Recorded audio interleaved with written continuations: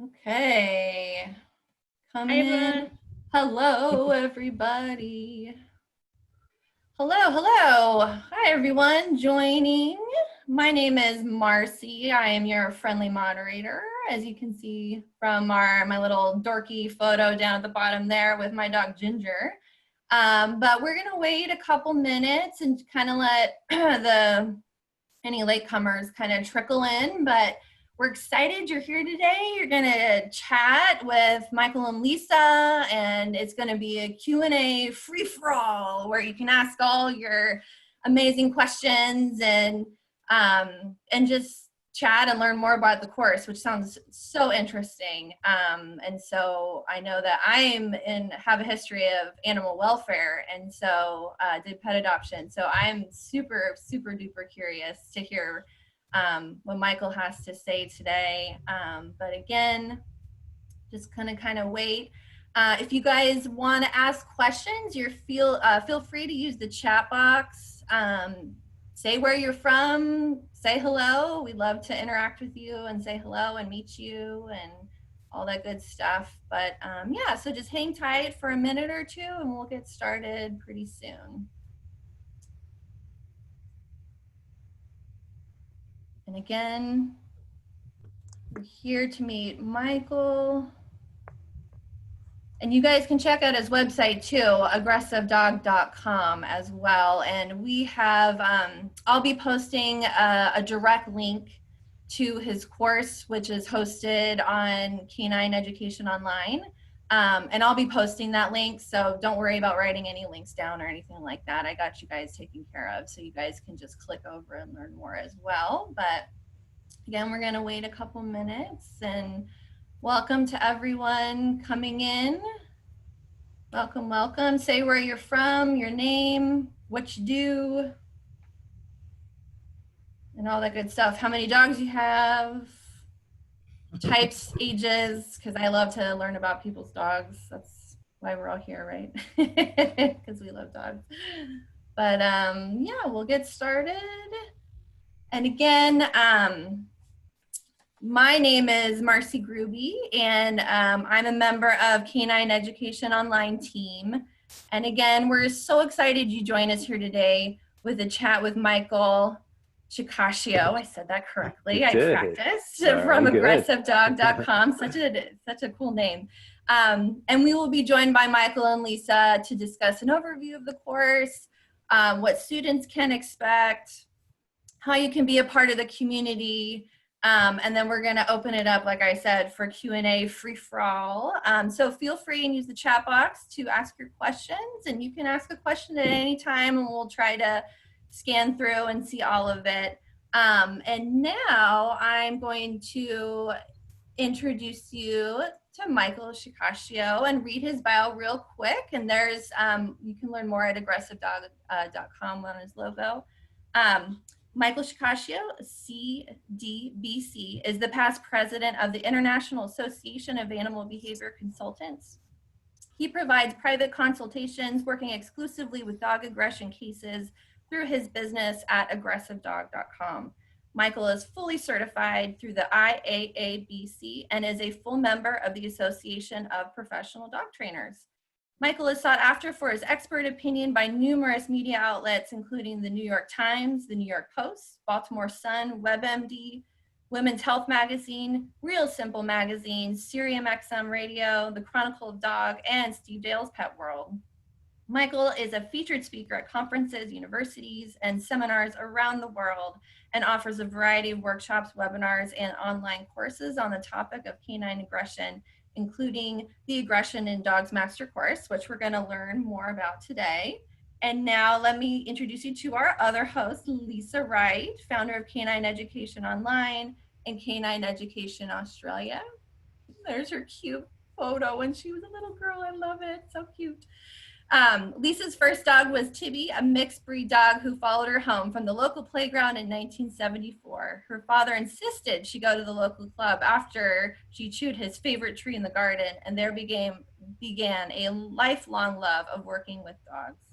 In 2008, while volunteering for a local rescue group, Lisa adopted Khan. She went on to be working breeds coordinator for this group, and over the next 8 years, I cannot believe this, Lisa, fostered over 170 dogs and has lost count of the cats and kittens they have had through their home. And I do really enjoy seeing your foster photos on Facebook, I will admit. In 2017, Lisa and her husband, Mark, moved to the Southern Highlands in New South Wales, stepping away from frontline rescue. And Canine Ed has hosted over 25 seminars, held workshops in nose work, therapeutic scent work, agility, and choice and control and training, as well as instructor training for IAABC Australia.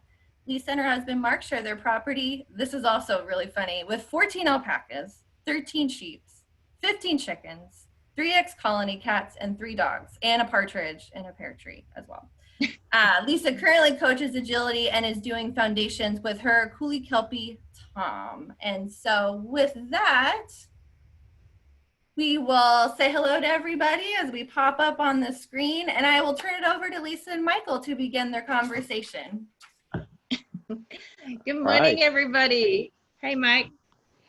So Hey. we're in three different time zones here at the moment. So for those of us down under, the New Zealanders, it's around about 9 o'clock, and it's 7 a.m. here. I literally just watched the sun come up. And what time of day is it over there, Mike?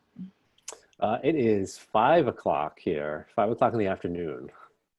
Wow. Amazing. 2 o'clock. It's incredible.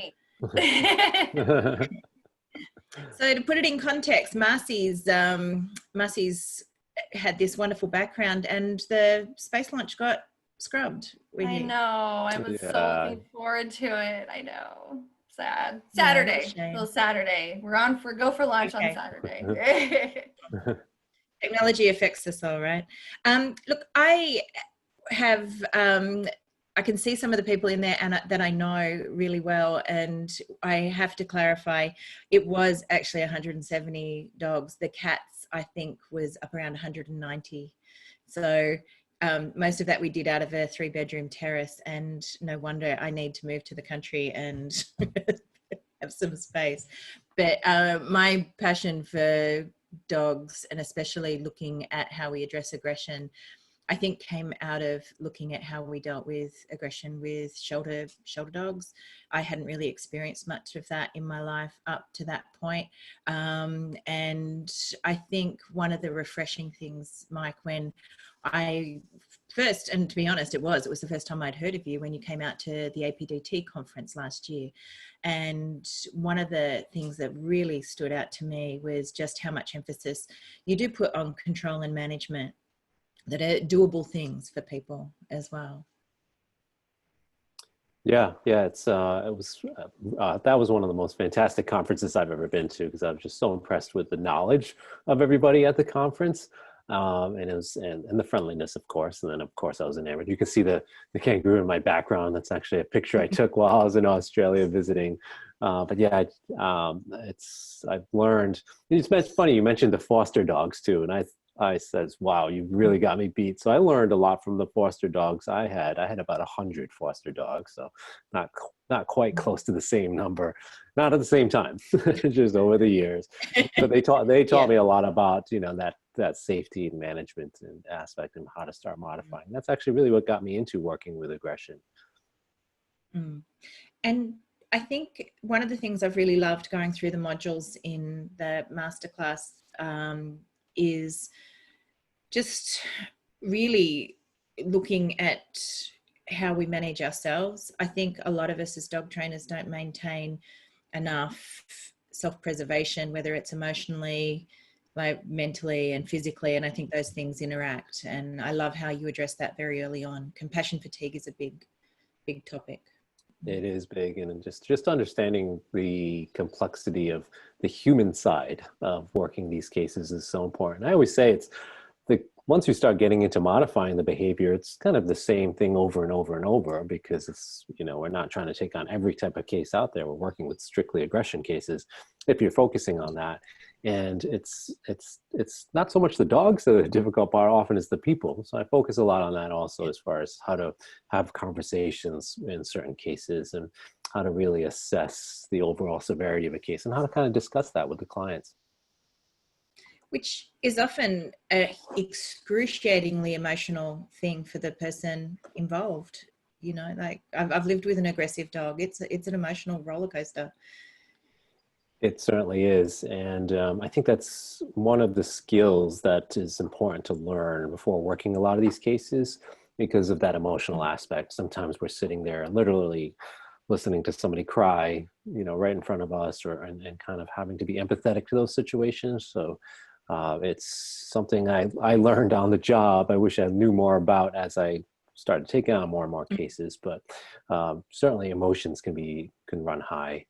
And what I kind of term the emotional bank account is actually that term actually came from Susan Friedman the first time I heard it, but it's something that focus on when somebody is working, you know, living with a dog that has aggression issues, and just how much they have left in the tank to keep working and living with that dog, especially if it's owner directed aggression. Those are the cases that are very difficult, or intra-household dog aggression can also be very difficult. And I think too, you know, like the way I used to describe it to people would be like, I have a cookie jar and I can hand out so many cookies in each direction, but until I stop and I manage to put something back into that cookie jar, I'm going to be left with nothing left, you know. So I think looking after ourselves as trainers and knowing what we can do, it's a very important bridge to cross.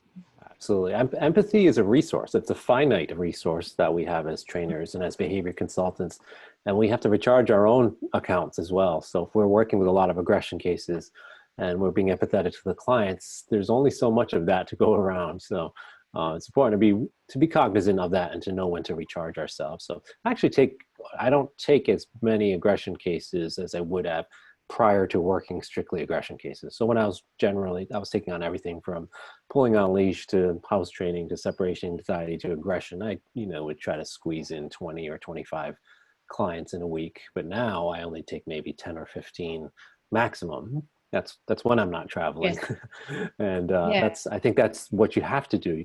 It's difficult to do that many cases where the emotions are so high. And something that stood out, I was watching one of the modules yesterday, and you were talking about how if you are looking at doing aggression, skipping between, say, doing some other kind of behavior modification or just, control and management in other areas of dog training, then flipping into dog aggression, that can be a hard thing to do. So sometimes just specializing in that one area has helped as well. Right. I find that when I decide to just take strictly aggression cases, and that's all I do, I stopped taking all other cases because I liked that specialty aspect. I liked not having to shift gears. So going from seeing a puppy to the next dog trying to bite my face off, that's a big gear shift between sessions. So I found that it's much easier to focus and stay in one lane. So you're kind of always in that mindset. And the interesting thing is you get the same cases. Sometimes you get this influx. Right now with this whole pandemic thing, I'm getting a ton of either intra-household dog aggression cases, all by online consulting, or by owner-directed aggression cases, typically directed at somebody else in the home. So some owner guarding cases. It's interesting. You get like these chunks of it, but the great thing is though, if you have these string of cases where it's, I had a day last year where it was the same exact case 3 in a row in the same day. So by the third one, I felt like deja vu. It was a rescue dog, new dog to the home, directing aggression towards other dogs, and then the reasons were very, very similar in each case. And by the third one, you're like, did I already tell you that to the client? And I'm trying to think of you. Like Groundhog Day. Yeah. So there's an argument for specializing in the sense that you get better faster. I think so too. And I guess too that, when you do see good outcomes, it'd be pretty uplifting as well, because the outcome for these dogs is often fairly drastic if this can't be dealt with. It's right.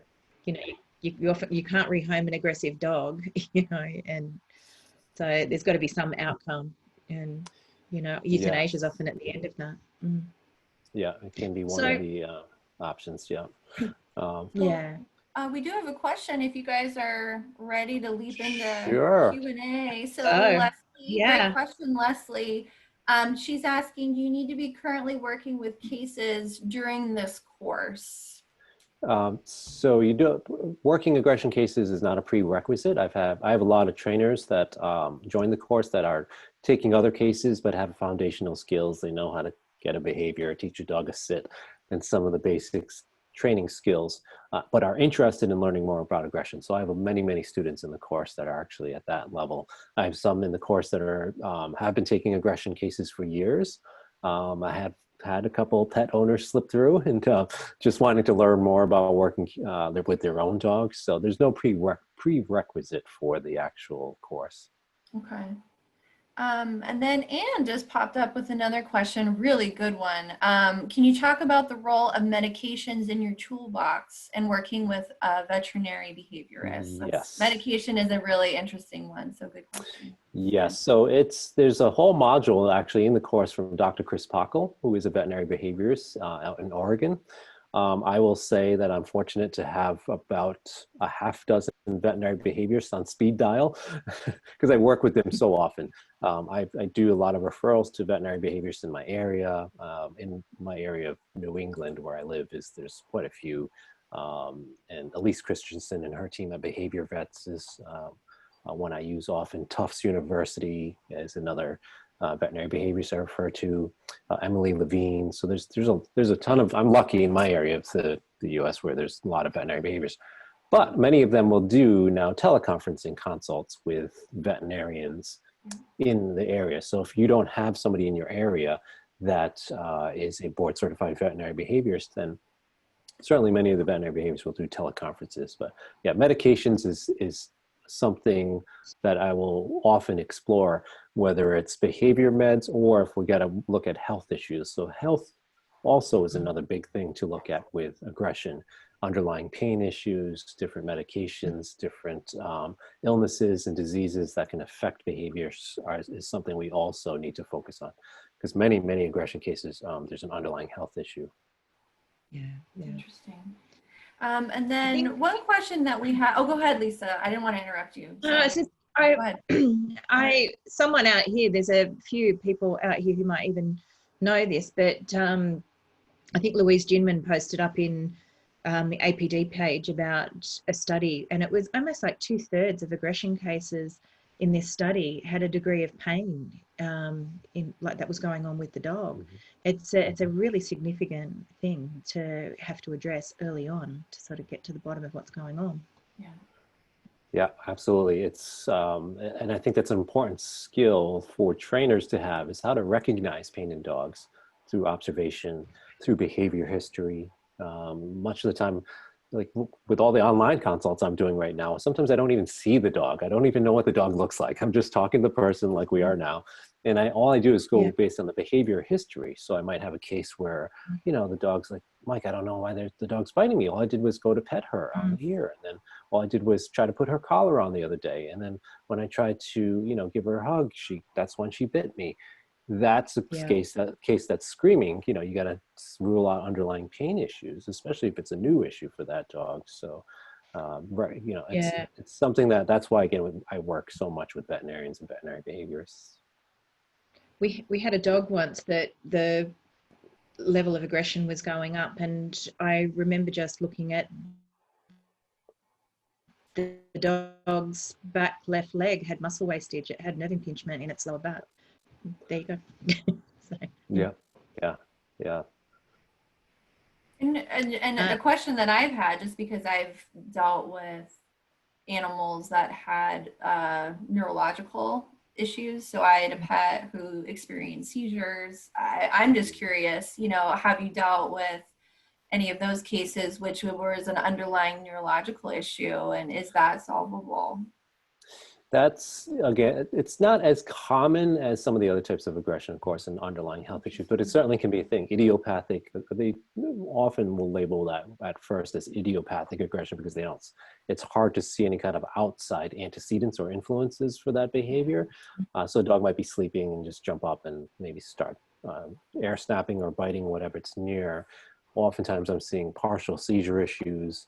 and things like that, neurological issues or deficits where it's affecting the behavior internally. And of course, again, that's why we want to work in conjunction with the vets and the veterinary neurologists to look at those particular issues. Interesting.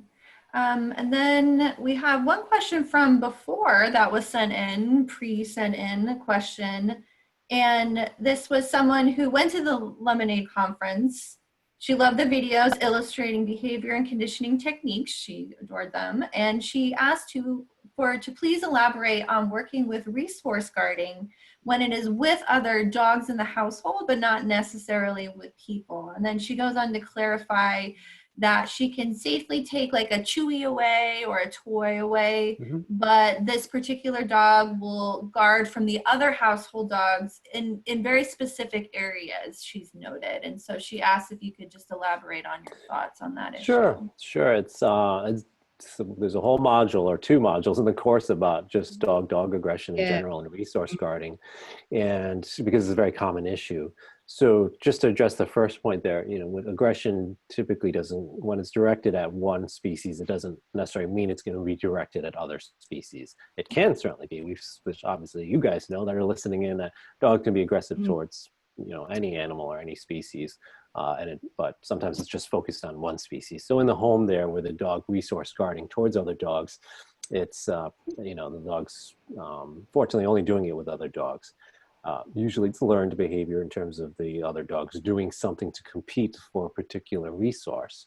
When it starts to become location specific, the first thing I do is identify potential resources in that area. So is there something that the dogs are having conflict over in that area? Is it a feeding area? Is it a place that the dogs have dog beds? Is it a place that commonly the owner's giving attention to the dog? So that's first and foremost, you got to identify what's called the antecedent arrangement or the stage that's being set for that behavior. And sometimes it's not very obvious. And usually those are the cases where the owners are calling you because it's not so obvious. I'll give you an example of, some dogs that get in a fight in the kitchen area in front of the kitchen sink, right? So you're like, well, that's strange. What's so special about the kitchen sink? But you do a little bit more history digging, you find out that's where underneath the kitchen sink is where they store the dog's food. And sometimes it can be the owner walking into the kitchen right around mealtime, but even if the food's not there, it's the anticipation of that resource being produced that creates that conflict. So when you're looking at location-specific guarding, like the question mentioned, that's the first thing to do. Identify resources, and then identify, is it actually resources that they're having conflict over? Sometimes it's not. Sometimes something else is going on. And there's many reasons that it's something else. Pain-related issues, history of conflicts in that area, communication issues, communication deficits, bullying behavior. So the list can go on and on. So that's why a little bit of detective work needs to happen in the history taking. So I think as well too, like patterning with dogs, because we have a dog in this household, and I know there's a few people in this chat and watching now that own coolies, and I don't know whether it's a breed thing, but there is a number of us with coolies, and I actually call Tom the Sharknado, like every now and again, and it's fast, it's fast. And a friend yesterday who's got a coolie mentioned, she called him Snapagator, it's her dog Snapagator, and it's funny because that location specific, one of the things that has happened in this house, we put so much emphasis on being calm on a bed next to our dining table that became a location that no one else comes near the table. So that just meant we had to station well away from the table. Yes. And things you learn, but that patterning, and I think too that this is a dog that also has had separation anxiety. He can peg whether I'm going outside. Like I wrote down my list of what potential triggers were, and I stopped at 36. So things like changing from reading glasses to the glasses I wear outside, that was a trigger. Amazing. Yeah Sometimes it's you can inadvertently add value to a station. So like a lot of intra-household cases, or really any aggression case, we might incorporate stationing or teaching the dog to go to a particular mat or dog bed or place as an incompatible behavior to going after the dog or the person coming in the home, things like that. But if we're reinforcing that dog for doing that, you can inadvertently add value, because now it's not just a dog bed, it's a dog bed where lots of treats happen. So it's something to consider in the overall behavior plan when you're working with stationing, and making sure that the other dog also understands stationing, and kind of teaching the other dog what to do when the other dogs would just move away from the other dog if it's on a station. Don't come over and try to get on that dog's bed. So it's a little bit of a two-way street in terms of the training and the behavior change aspects. I've seen that happen once in a while. Yeah, and that's what was so good going through the modules as well, is being able to look at that from a broader picture as well. And I think often we can see what's happening but not have the tools to address it in that moment. And I think too, stationing as a way of managing aggression, I hadn't really thought as much about it as I had until I came across you. So it's and if you've got a dog that goes to a mat, they've already got that, learnt behavior, and they've also got value for it. So I thought that was a brilliant way when you're looking at managing where multiple dogs are.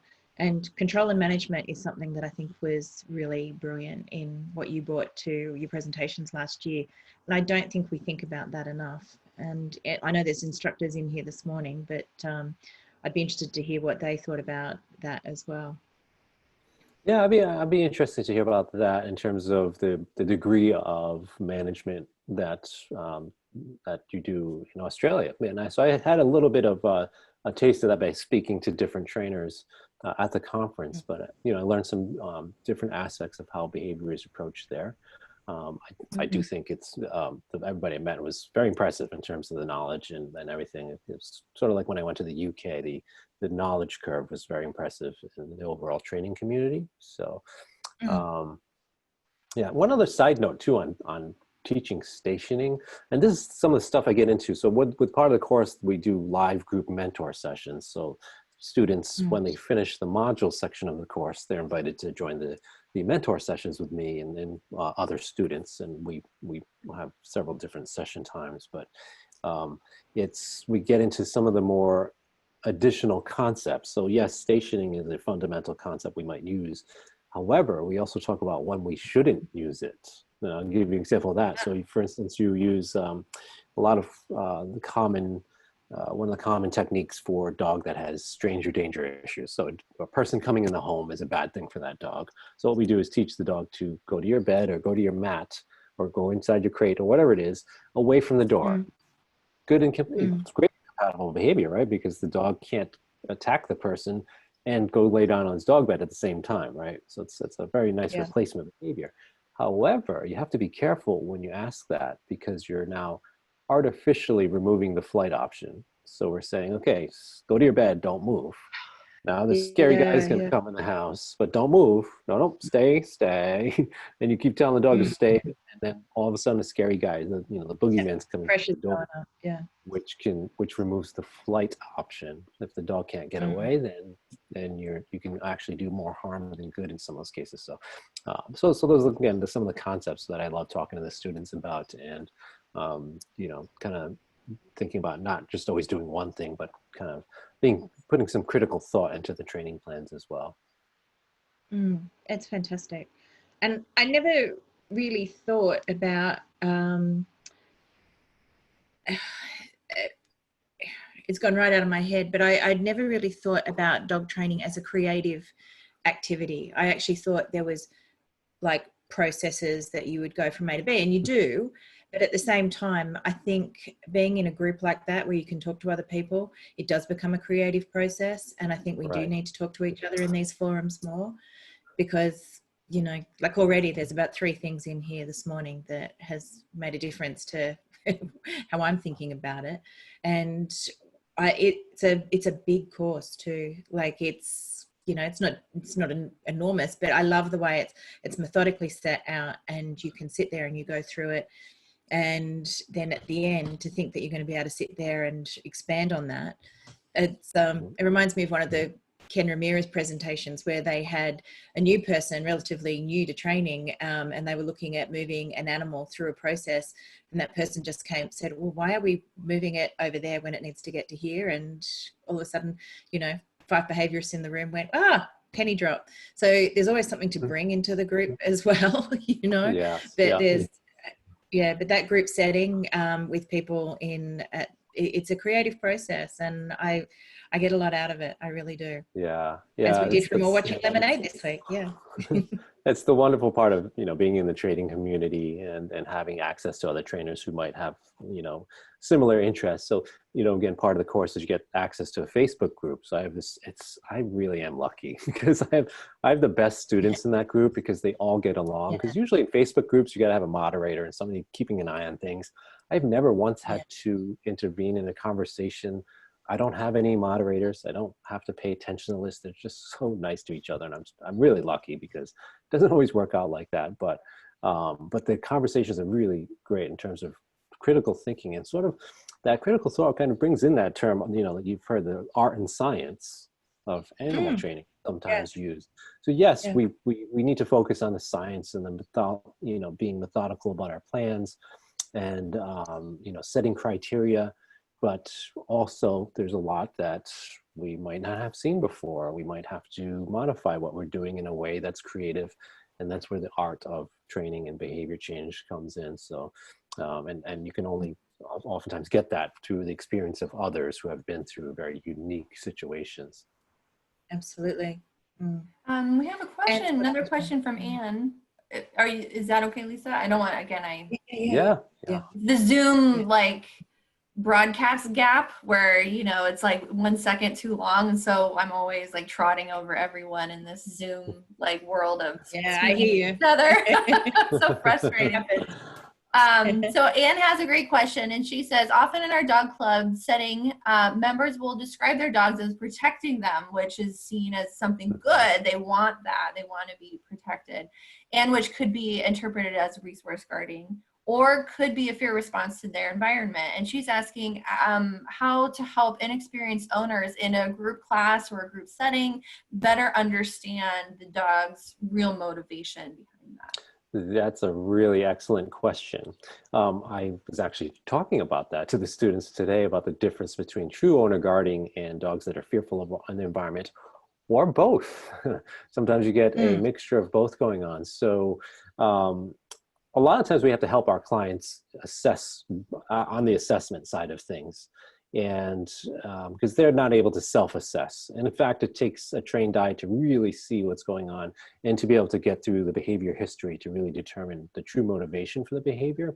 So that's where it comes in. Reading dogs' body language and assessing behavior history is very important, where you want to kind of suss out the true motivation for that particular behavior you're describing. So that's what I'll often do, is I'll help clients understand why their dog is doing what they're doing, and explain it to them. And sometimes the dog is fearful, so it may look like protective behavior because the dog's barking and lunging on leash towards something coming towards it. And the owner's like, yeah, see, my dog's so great, it's protecting me. And you kind of have to break that, break the news to them that's, well, maybe it's not quite that. It could be your dog is displaying fear of this particular stimulus because the dog also does it when you're not there, or if the dog is around the stimulus and you're not right next to the dog. Now, you also have on the other end of the spectrum dogs who are truly protecting their owners, and that's not as common, but it can happen, and especially more so in working breeds, such as we were discussing a case of a working line German Shepherd this morning.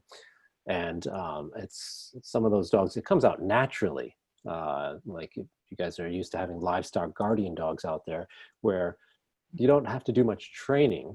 The behavior of protecting something comes out naturally. You just put controls on it.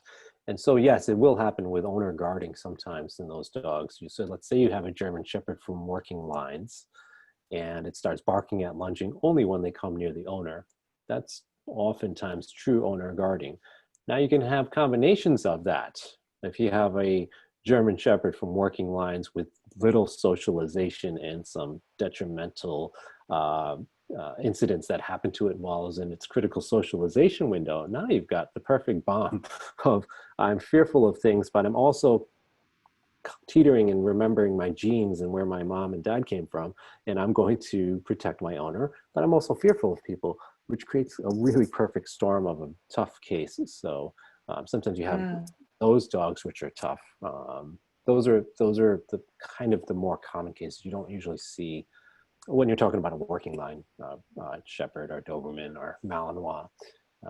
But so I think that's part of to answer the question. I think a lot of it, as professionals, we need to assess that for the owner and then explain what's going on for them.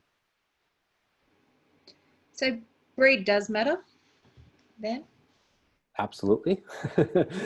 Breed matters, and genetics, and then of course the whole nature and nurture argument. So yes, breed matters, but also learning and environment, and many other factors. So it's never one simple answer.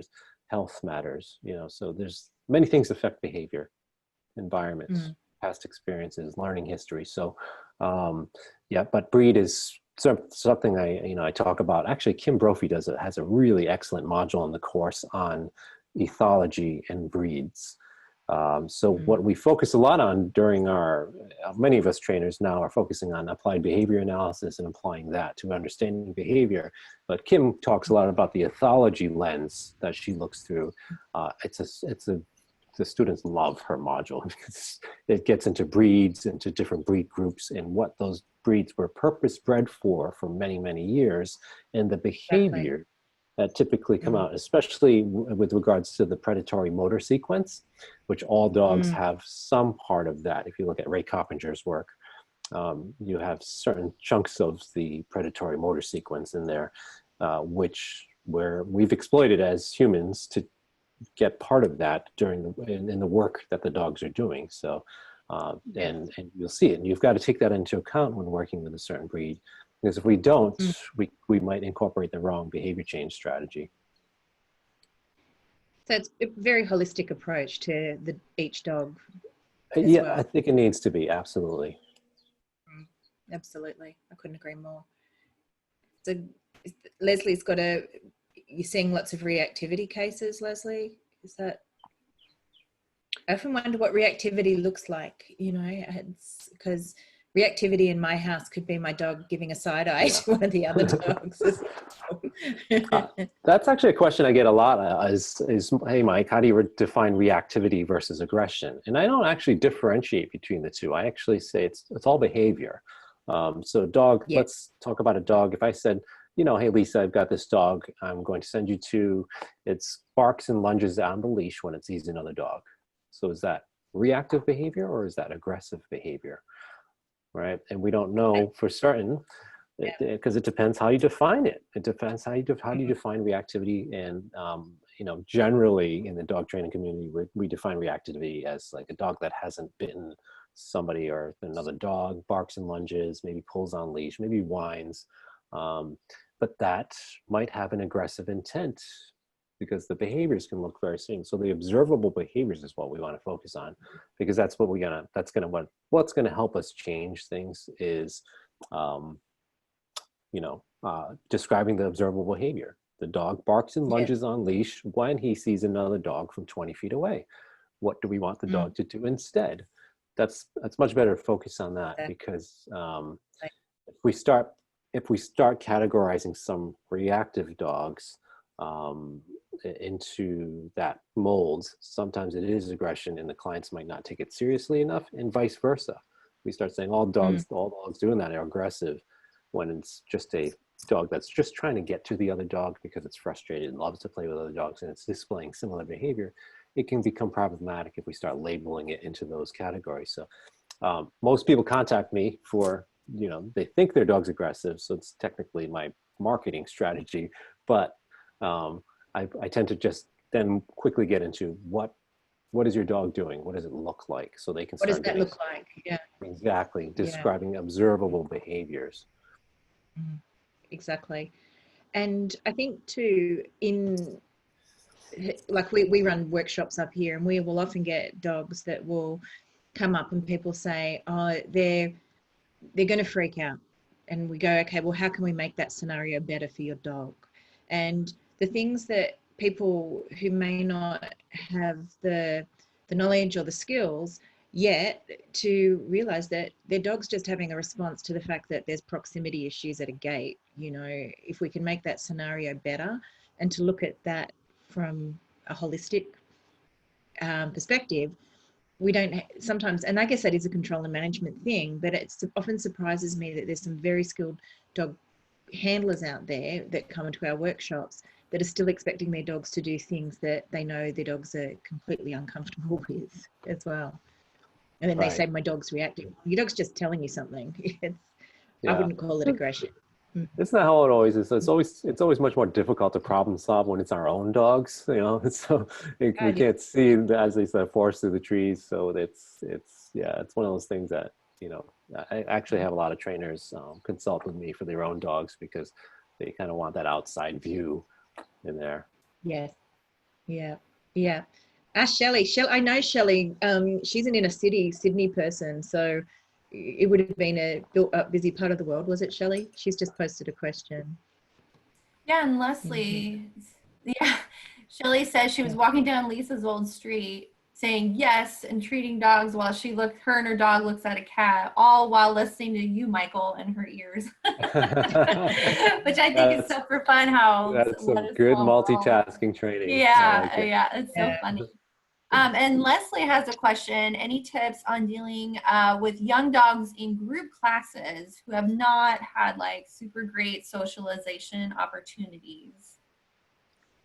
So if you're, I guess that's a good question. If you're going to still continue to try to keep them in a group class, always ask the dog. They're going to tell you if they want to go to that class or not. So if I have a young dog that's going to class and they're not taking treats and they're hiding, their tail's tucked, and they're indicating, you know, they're pulling towards the door, and it's a fairly profound level of stress for that dog. I'm going to probably explore other options, private training, exposure to other dogs at a much greater distance than a group class setting. Now, if you have a dog that's somewhat shy about coming in class, but opens up as the class goes along and starts to get into training more with the owners during the class and is generally ignoring the other dogs, you can kind of have a space for that type of dog. So off to the side, using visual barriers, popping out and doing a little bit of counter conditioning and going back. So it really depends on the actual case. But I tend to try to keep really scared or stressed out dogs out of group classes for the time being and go with privates, lay some foundational work, and maybe get back into a group class once you've laid that foundation for that particular dog. Yeah. Interesting. And then Anne has asking your thoughts on and I don't know these acronyms. Like I said, I'm from the animal welfare side of things, not so much the training side of things. That's all right. Not a lot of training know these acronyms. For not understanding the acronyms, there's like a secret language that you all talk. But she says there are a variety of protocols in the literature for dealing with especially like on lead reactivity, which that I understand. And she cites LAT, BAT, and CAT and strong opinions about their relative merits. And Anne was asking your thoughts on that. Yeah, it's a really great question. So just to spell out those acronyms real quickly, look at that as Leslie McDevitt's protocol through Control Unleashed. BAT is behavior adjustment training through Grisha Stewart, and CAT is constructional aggression treatment through Kelly Snyder and Dr. Jesus Ruiz. So the thing is that I don't throw out the baby with any of the bathwater on any of those. I think there's something that can be useful with each of those protocols. There's different levels of aversiveness, if you so to speak, depending on which technique you're using. Look at that is when you mark or you cue the dog to look at a particular stimulus and you mark and reinforce that. So you're getting some operant behavior there, but you're also getting the classical counter conditioning effects. Behavior adjustment training 2.0, which is Grisha's newest version, is straight desensitization where you're using a great distance. And so that can be very useful for some of the foundational aspects of, you start with bats. Okay, we're going to expose the dog at a distance because they're not taking food maybe in a particular environment, or they're not interested that much in food, or whatever issues you might be having with that particular dog. You might start at a great distance, dogs on a long line, as you would do that, and then gradually decrease distance to where you might start using that, where you can start saying, let's incorporate marking the dog for noticing the stimulus, and then you can even incorporate marking a disengage, which is the dog looking away from the stimulus. Cat is something I would use, I don't use often. It's very, very rare, and that's where you're exposing the dog to the stimulus. So you have the dog on a tether or somewhere with a handler, and the dog sees the stimulus but starts reacting. And the reinforcement for that dog for an alternative desirable behavior, so the dog, for instance, looks away instead of barking or growling, that's when the target will move away. So you're reinforcing that desirable behavior by removing the threat or the stimulus out of the environment, which is what the dog wants. The dog wants the thing to go away. So let's teach the dog what we want the dog to do instead to make the thing go away. The newest iteration of cat is less stressful than previous versions. So previous versions, the dog would be barking, lunging, and you just stand there and finally move the person or dog away when it stops doing that. But newer iterations are not that same way. So again, I think it's important to know all of those, and those are just a few of the many techniques. There's other very common protocols like engage, disengage, open bar, close bar, and so there's many different protocols, but again, all of them can have some use, and all of them start to get easier to understand when you start really looking at the what's going on from an applied behavior analysis aspect and also a Pavlovian or classical conditioning aspect. You start to figure out how you know what's going on with each of those protocols, and that's why the course has such a foundation in applied behavior analysis to make it much easier to understand everything that's going on with all those different acronyms. Really great question. I like that one. Yeah.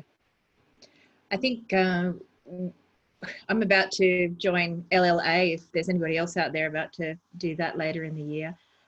Because I do think applied behavior, yeah, I'm so excited to be doing it. I'm also in smart reinforcement with Ken Ramirez at the moment as well. So I've really thrown myself off the deep end this year and I'm loving it. But I think applied behavior analysis in aggression cases, well, in all working with animals, but in aggression cases, so much of what we've already talked about this morning is learning how to address that environment beforehand as well, in leading into what outcome you're actually hoping to get. And I think we're thinking more strategically as dog trainers, and it's so cool that this course is actually heading in that direction as well. It's it's awesome. That was just my statement. It wasn't a question. That's a platform. That's what you're running on. Peter Clark should have been here. Lisa has a great question, and this is one that I'm interested in too because my mom has 2 dogs. But do you find that us humans sometimes step into a dog and dog disagreement, which might have just fizzled out on your own if you let it?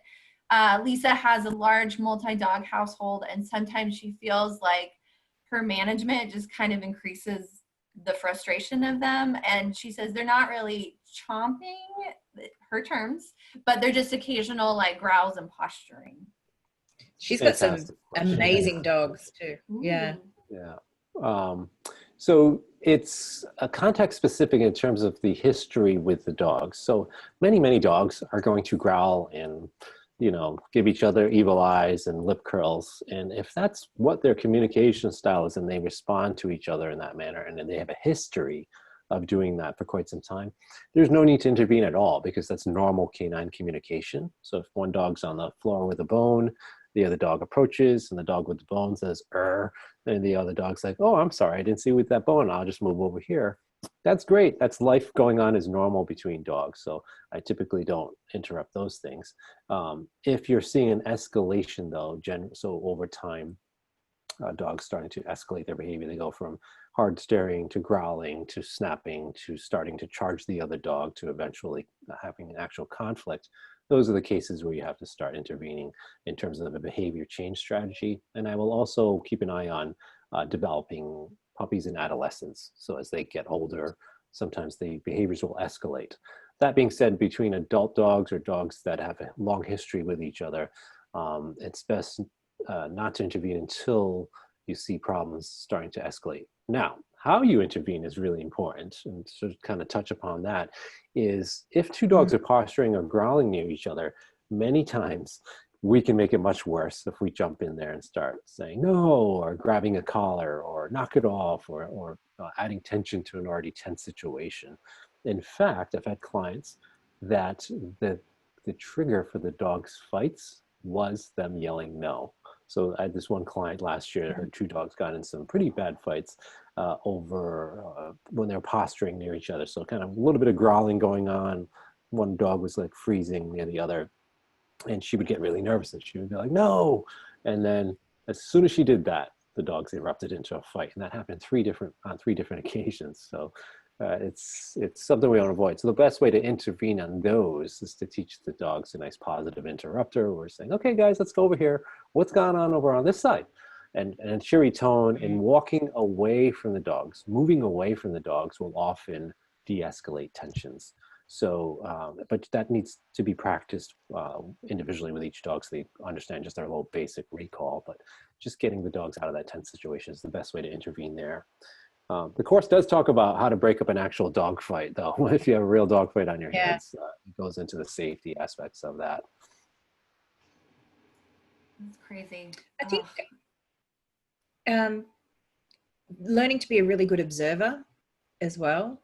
And I think sometimes, like KJ's just mentioned in your presentation at the Lemonade Conference, I was watching that again this morning, and I was like, those dogs, that was going to kick off any moment. Was it? And what sort of dogs were they? They were too big. They looked like the Central Asian Shepherds. Yeah, the Central Asian Shepherds. Yeah. Now that was some beautiful communication between two dogs. Right? Phenomenal. Yeah. It was really cool. I have plenty of other videos, though, that doesn't all go that well. Well, no, but knowing that moment as well. And also I remember there was one case, we removed 57 dogs over the space of about 6 months off a housing size block in Western Sydney. And these were all a breed that we call like Bull Arab cross with German short-haired pointers. So the average weight of these dogs was probably about 35 to 45 kilos for some of them. Some of them were puppies. And these dogs were just operating on basic instinct, but they actually had a really good group dynamic. They knew what was going on. But I just remember the guy that owned these dogs, two dogs in the front yard, as we were assessing them, he let one go and one just ran in and attacked the other. And we're going, just stand back, stand back, stand back. He stuck his hand in the middle of it as well. And yeah. And I remember at the time just going, yeah, I can see this unfolding. But I remember you likening it to sticking your hand in a bucket of chainsaws. And it just is it stayed with me because that's exactly what it was like. And I think being a good observer, I think would have been able to stop that. And had there been a moment where everybody just hung back and took a deep breath about what are we going to do next, that was completely avoidable. And strong imagery is a bucket of chainsaws. I will never forget that now. I can't hear that. Yeah. But I think as trainers, we need to remember that is how bad it is. But then on the flip side, was it Jean Donaldson said that, as humans, we've evolved to see sharp teeth as something really scary. And so knowing to become a very good observer, like, dogs have sharp teeth, but, she just came out with saying that, you're statistically more likely to get injured by being kicked by a horse, but we see horses as nice and lovely and friendly when maybe, just the sharp teeth thing is something that triggers us on some primal part of us. So we owe it to ourselves as trainers to get really, really good at observing exactly what we are seeing rather than what we assume too, I guess. And that's the course. You just get to learn. You get to learn how to do that. We have another question, and we're going to wrap it up in a few minutes here, folks. But here's a great question from Beck. She says, do you see many cases of dogs resource guarding with quick high escalation, essentially like no warning signs, out of the blue, going straight to attack. Do you feel there is a genetic or health component? Knowing these dogs have not been punished, ignored, etc., for giving warning signals perhaps prior? That's a really fantastic question. So there's a few components to that. Let me get to that first part of that. So no warning signs are going straight to attack. Yes, there can be a genetic or health component. Some dogs learn very early on that it's the most efficient way of doing it. So a lot of dogs may not have learned the communication aspects, so they go straight to guarding the resource. So as a young puppy, somebody tries to take something from the dog, or another puppy tries to take something from that dog, and they compete over it.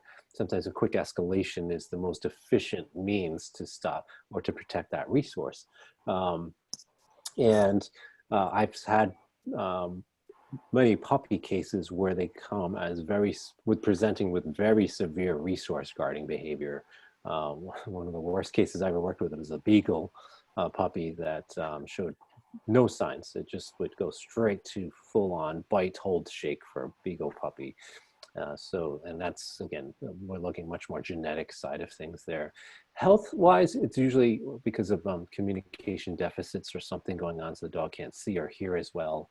Or the other dog can't see or hear as well, so the dog A that's guarding something has learned to escalate, because what used to work for dog A no longer works because the other dog can't see it or hear it happening. So yeah, Ian Dunbar's got a great term for dogs that show no warning signals, either because they've been punished or it's genetic or it's been learned. It's zero dogs. Zero dogs means there's zero signals going on. Rare cases, but it's those are the ones that I watch out for most, because you got to be really careful around those dogs. Yeah. Do you come across them very often? One in every 500, I would say, if I had to put a number on it. It's not very common. Most dogs give some signaling. I mean, almost all dogs give some signaling, whether it's even just a quick hold of their breath, quick whisker bed movement or something. You're going to be able to see something if you watch it back enough times, but some dogs literally give just no warning. Interesting. Interesting. So I hate to stop. Great conversation. This is really interesting. And I actually have a question. My history, my dad was a scout dog handler. So I have all kinds of questions about working dogs and what I would like to know. But I'm going to just show a quick clip of Michael's course, just a quick minute. And then Leslie asked a great question that I'm also curious about. So Michael, think about it. Do you ever get scared? But you can answer that after the quick video. So I'm going to quick share my screen and then we'll come back. So just hold on. And if there's any technical difficulties, please forgive me. Because you know how much I hate videos.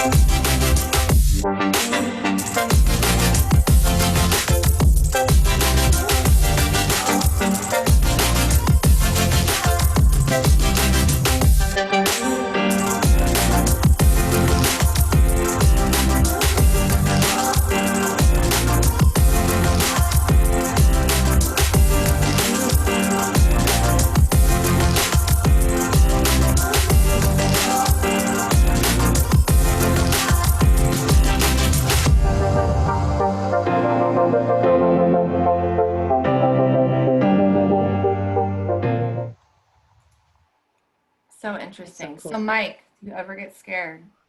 So yes, it's important to have that still with you, because if you don't have some level of being fearful, sometimes you're going to do things that are going to get bitten. So it's good to have. You don't want to be, of course, shivering and going into consults where you're basically not able to think, much like a dog would go into a situation where they're not able to think. You want to have some confidence with dogs, but that what having a little bit of concern about dogs, what they're going to do is that you're going to set things up safely. So if you put in all the safety measures that I talk about, then you're going to feel much more confident, which makes the fear go away, because you have nothing to worry about, because the dog is contained or managed in a way that's going to keep you safe.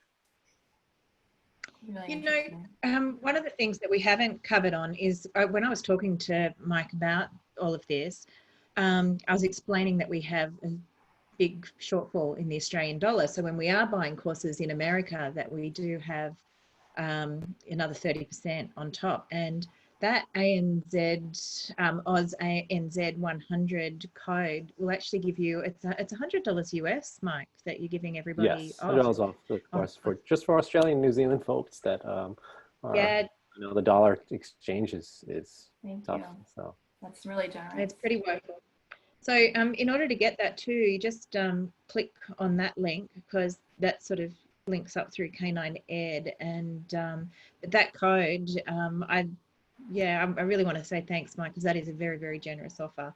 And because, for Australians, that's $130 to get in and do it. And look, the other thing I was going to say too is I know there's a couple of you in here that are instructors at clubs, and one of the things that has been great with the courses that we've run over the last few years is people have gone back to their clubs and applied to be funded to do this, because I really do think someone in every club should have this experience to pass on to other instructors as well. But most of the clubs out there, I would say at this point in time, are probably getting ready to start how they're going to go back to group training, and there's going to be a lot of new dogs starting classes for the first time as well. But I really truly believe that so much work that we do with dogs is about avoiding and management and getting those skills. And I couldn't be more proud of the fact that we're offering this. It's really exciting. And also next year, when touch wood, all these things are behind us, Mike's coming out to Australia in February as well. Yay. That's pretty Looking exciting. forward to Yep. that. Yeah, it's going to be really good. So I think we should let Mike wrap up here. And again, I'm in that course, and I feel like I'm just skimming the surface of it right now. But it doesn't matter if you're not even taking aggression cases. You're going to come across aggression in your group classes or in your in-home consults. And I think, it's just vital, ultimately. I wish I had known about it 10 years ago. I appreciate it. Thank you.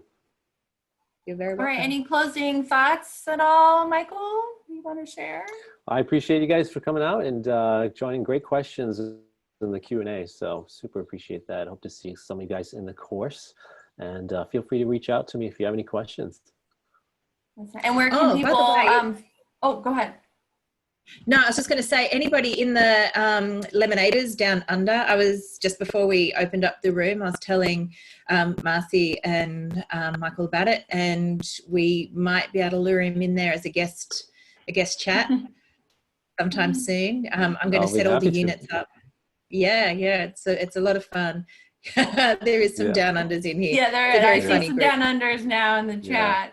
And can anyone find you on like Facebook, Instagram, on your website? I'm on all of the above, and Got it. You can find me just through my name, or you can email me, mike@aggressivedog.com. That's a real easy way to remember. Awesome. Well, thank you all so much for coming, and thank you all for your really great questions. And I never knew that dog trainers sometimes get afraid, which kind of makes me feel a little better about sometimes when I meet a big dog on the street. But anyway, the link's up. And again, if anyone has any questions, you can find all the information. I'm going to share the screen real quick for a last slide. And you can just go to canineeducationaus.com. And if you click on that Canine Ed online learning link up there, you'll be taken directly there. And you can find scroll down. Course. So just scroll down a little bit. But if you somehow forgot the long link, no worries, we got you covered. And again, thank you all so much for coming. Thank you, Michael. Thank you, Lisa. It was a really interesting conversation, and we'll see everyone again online. Great. Bye, Thanks, guys. everyone. Thank you.